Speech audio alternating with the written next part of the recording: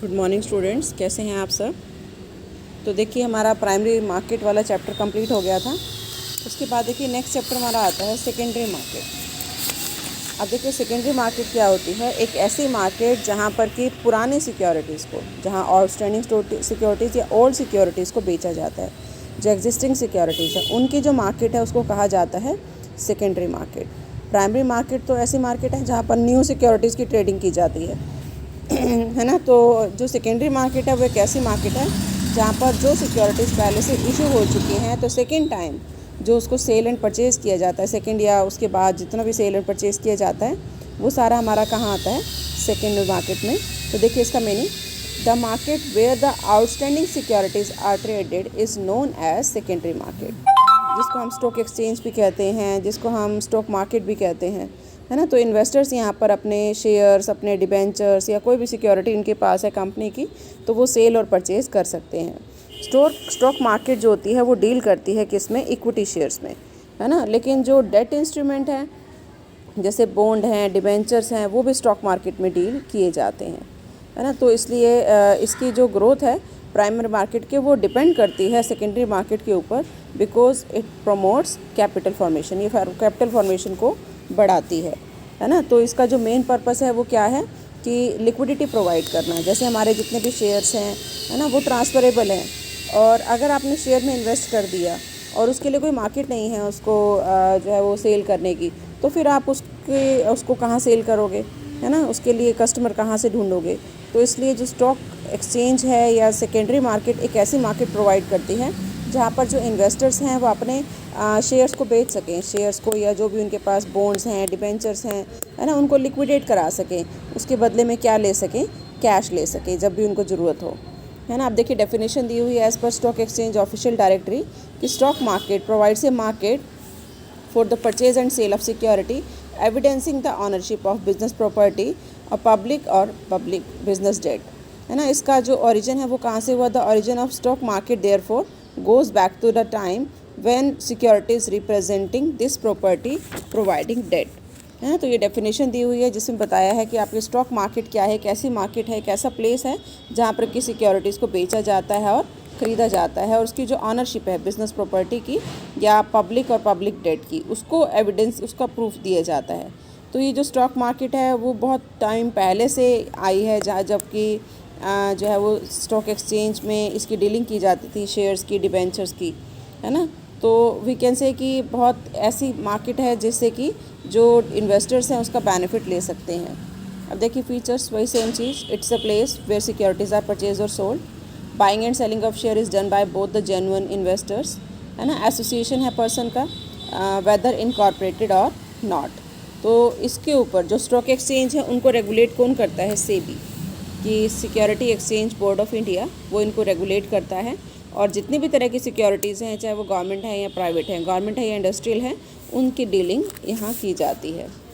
अब देखिए next question arise होता है, what are the functions of stock exchange.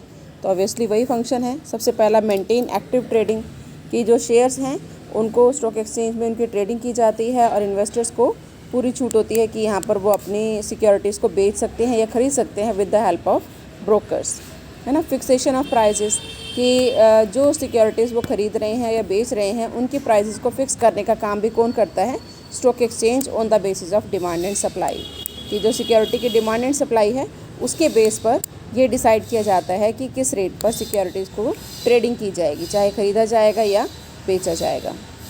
और सेफ डीलिंग होती है, कोई किसी को यहाँ पर फ्रॉड या चीट नहीं कर सकता, है ना, क्योंकि रूल्स एंड रेगुलेशंस बनाए जाते हैं, कोड ऑफ कंडक्ट होता है स्टॉक एक्सचेंज का।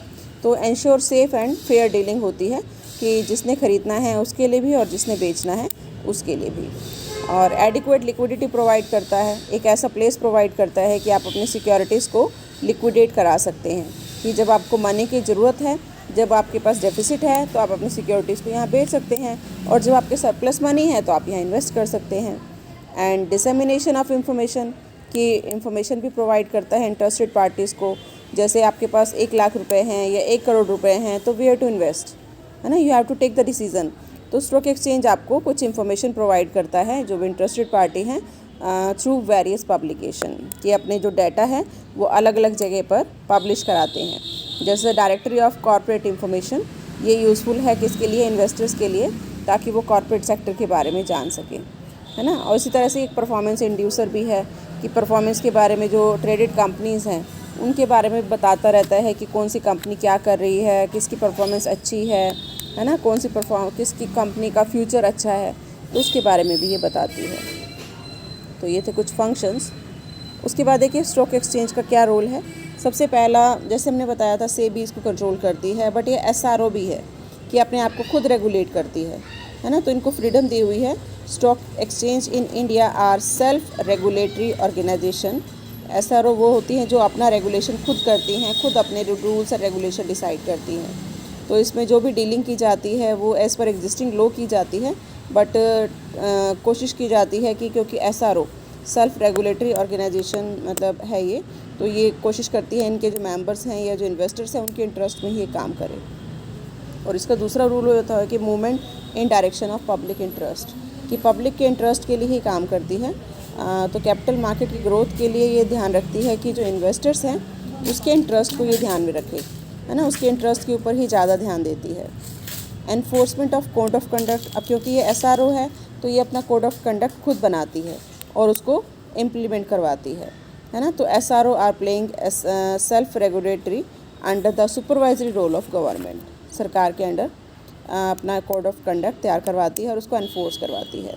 और एक पब्लिक सर्विस इंस्टीट्यूशन है ना, कि स्टॉक एक्सचेंज बहुत सारी सर्विसेज प्रोवाइड कर रही है पब्लिक को, जैसे पब्लिकेशन ऑफ शेयर प्राइजेस, या कोई डिस्प्यूट हो जाता है between the brokers and investors तो उसको सॉर्ट आउट कराती है कि कहीं पर भी कोई भी प्रॉब्लम आ जाती है, कोई भी डिस्प्यूट हो जाता है तो कोशिश करती है उसको सॉर्ट आउट कराने में। और इन्वेस्टर्स को अवेयर भी करती है ना, कि उनको जो है वो किस तरह से एक्ट करना चाहिए अगर, या इंफॉर्मेशन भी प्रोवाइड कर दिया अबाउट द कंपनी। अब देखिए reasons for transaction on secondary market, कि क्या रीजंस हैं सेकेंडरी मार्केट में जिसकी वजह से जो ट्रांजैक्शन जो होती हैं वो किस तरह की होती हैं।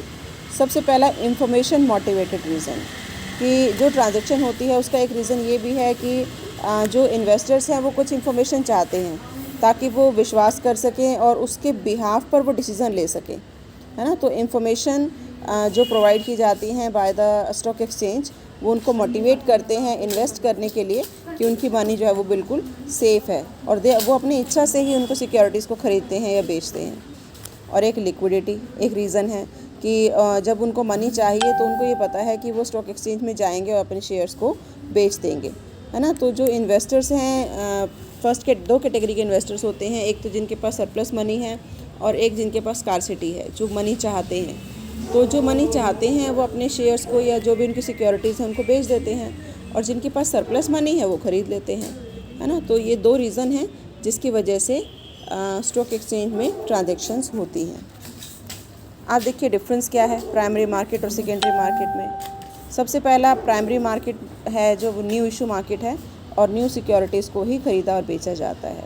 बट सेकेंडरी मार्केट एक एग्जिस्टिंग सिक्योरिटीज़ की मार्केट है जहाँ पर कि जो सिक्योरिटीज़ पहले से इशू हो चुकी हैं उन्हीं को ख़रीदा और बेचा जाता है।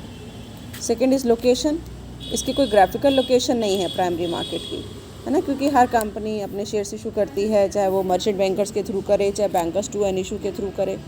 बट सेकेंडरी मार्केट की एक लोकेशन है just like a stock exchange, है ना। परमिशन जितनी भी कंपनीज हैं वो प्राइमरी मार्केट में एंटर कर सकती हैं, है ना। सेकेंडरी मार्केट में सिर्फ वही कंपनी एंटर कर सकती हैं जिन्होंने अपनी लिस्टिंग कराई हुई है। और administrative setup, it has no administrative setup, इसका कोई एडमिनिस्ट्रेटिव सेटअप नहीं है। ये रिकॉग्नाइज़ करती हैं जो भी सर्विसेज रेंडर करती हों, है ना। और इसका डेफिनेट एडमिनिस्ट्रेटिव सेटअप होता है। अगर बात करें फैसिलिटी की तो ये प्रोवाइड करती है कॉर्पोरेट सेक्टर को फ्रेश रिसोर्सेज के लिए फैसिलिटी प्रोवाइड करती है प्राइमरी मार्केट। और सेकेंडरी मार्केट जो है वो ट्रांसफ़र ऑफ सिक्योरिटी के लिए एक प्लेस प्रोवाइड करती है जहाँ पर जो इन्वेस्टर हैं अपनी सिक्योरिटी को बेच सकते हैं। प्राइमरी मार्केट में आउटसाइड कंट्रोल होता है by SEBI, stock exchange and company का, है ना। और जो सेकेंडरी मार्केट है उसमें कंट्रोल होता है अपना भी और बाहर भी। जैसे ये एसआरओ भी हैं, खुद भी अपना कोड ऑफ कंडक्ट बनाती हैं, और जो सेबी है वो भी इसको कंट्रोल करता है।